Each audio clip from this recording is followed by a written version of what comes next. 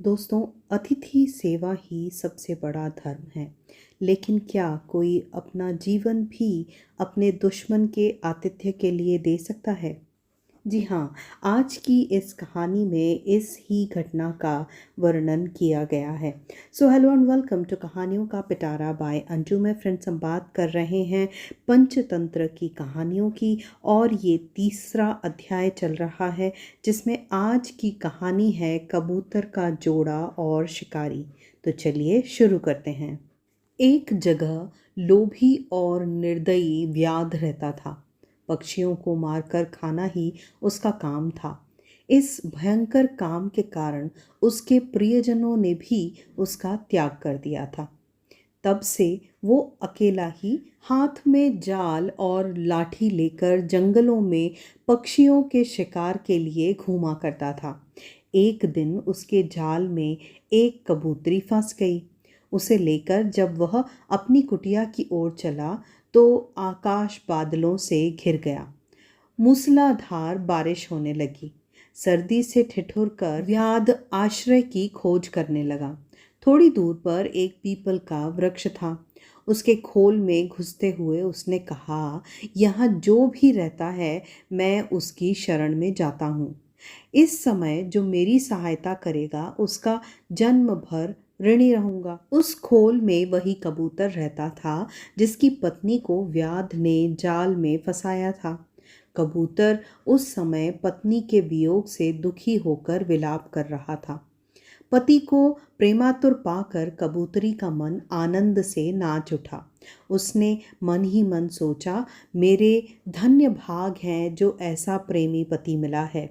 पति का प्रेम ही पत्नी का जीवन है। पति की प्रसन्नता से ही स्त्री का जीवन सफल होता है। मेरा जीवन सफल हुआ, ये विचार कर वह पति से बोली, पतिदेव, मैं तुम्हारे सामने हूँ। इस व्याध ने मुझे बांध लिया है। यह मेरे पुराने कर्मों का फल है। हम अपने कर्म फल से ही दुख भोगते हैं। मेरे बंधन की चिंता छोड़कर तुम इस समय अपने शरणागत अतिथि की सेवा करो। जो जीव अपने अतिथि का सत्कार नहीं करता उसके सब पुण्य छूटकर अतिथि के साथ चले जाते हैं और सब पाप वहीं रह जाते हैं। पत्नी की बात सुनकर कबूतर ने व्याध से कहा, चिंता न करो बधिक, इस घर को अपना ही घर जानो। कहो, मैं तुम्हारी कौन सी सेवा कर सकता हूँ। व्याध ने कहा, मुझे सर्दी सता रही है, इसका उपाय कर दो। कबूतर ने लकड़ियां इकट्ठी करके जला दी और कहा, तुम आग सेक कर सर्दी दूर कर लो। कबूतर को अब अतिथि के लिए भोजन की चिंता हुई, किंतु उसके घोंसले में तो अन्न का एक दाना भी नहीं था।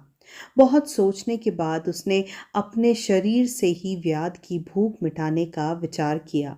ये सोचकर वह महात्मा कबूतर स्वयं जलती आग में कूद पड़ा। अपने शरीर का बलिदान करके भी उसने व्याध का सत्कार करने का प्रण पूरा किया। व्याध ने जब कबूतर का ये अद्भुत बलिदान देखा तो आश्चर्य में डूब गया। उसकी आत्मा उसे धिक्कारने लगी। उसी क्षण उसने कबूतरी को जाल से निकाल कर मुक्त कर दिया और पक्षियों को फंसाने के जाल और अन्य उपकरणों को तोड़ फोड़ कर फेंक दिया। कबूतरी अपने पति को आग में जलता देखकर विलाप करने लगी। उसने सोचा कि अपने पति के बिना अब मेरे जीवन का प्रयोजन ही क्या है। मेरा संसार उजड़ गया, अब किसके लिए प्राण धारण करूं। ये सोचकर वह पतिव्रत भी आग में कूद पड़ी। इन दोनों के बलिदान पर आकाश से पुष्प की वर्षा हुई। इन दोनों का बलिदान देखकर व्याध को बहुत आत्मग्लानि हुई और उस दिन के बाद उसने प्राणी हिंसा करना छोड़ दिया। तो दोस्तों, त्याग, प्रेम और अतिथि सेवा, यही इस कहानी की सबसे बड़ी सीख है क्योंकि सच्ची दया क्रूर से क्रूर हृदय को भी बदल सकती है। तो फ्रेंड्स, ये थी आज की कहानी। अगर इस कहानी ने आपके दिल को छुआ है तो इस वीडियो को लाइक करें और शेयर करें और इस चैनल को सब्सक्राइब भी करें। इसी तरह की प्रेरणादायक कहानियों के लिए हमें फॉलो ज़रूर करें और बेल आइकन को भी दबाएं। So friends, thanks for listening and stay connected.